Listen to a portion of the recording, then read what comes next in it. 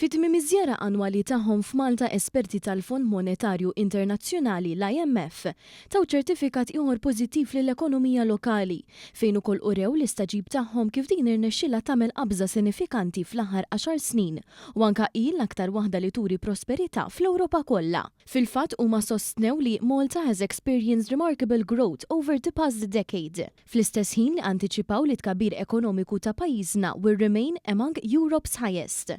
Minkejja sitwazzjoni ekonomika internazzjonali inċerta. Tal-IMF qed ibastru li din is-sena biss il-ġid nazzjonali se jiżdied b'5% kif indikat ukoll il-Kummissjoni Ewropea fl-aħħar jiem, waqt li għas-sena d-dieħla mistenni jkun hemm tkabbir ta' 4%.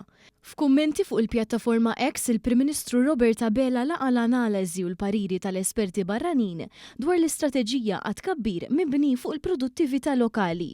Ta' min jinnota wkoll li l-esperti internazzjonali qed ibassru li fis-snin li ġejjin mistennija tonqos iż-żieda fil-ħaddiema barranin f'pajjiżna, dan fid-dawl tad-direzzjoni strateġika tal-Gvern li jfoka fuq attività ekonomika ta' produttività għolja. Skont l-IMF, Malta excels in digitalization and is well positioned to harness the benefits of AI. Għalhekk l-esperti ħeġġew lill-Gvern Malti biex ikompli jiżviluppa strateġija ta' tkabbir ekonomiku li tenfasizza l-innovazzjoni, l-edukazzjoni u t-taħriġ, id-diġitalizzazzjoni u l-qalba ambjentali.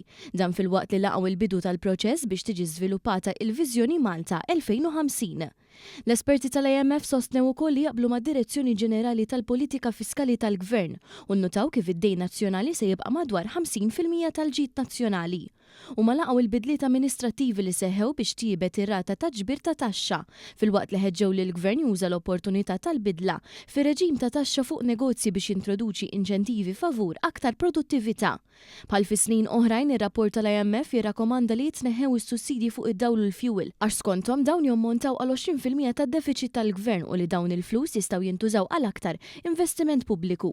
Iżda kif diġà ġie espress diversi drabi l-Gvern jemmen li mingħajr dawn is-sussidji il-familji u n-negozji tagħna jieħdu daqqa kbira u b'riżultat hekk l-ekonomija tagħna tiddajjef b'riskju kbir għall finanzi pubbliċi u għall-investiment pubbliku u privat.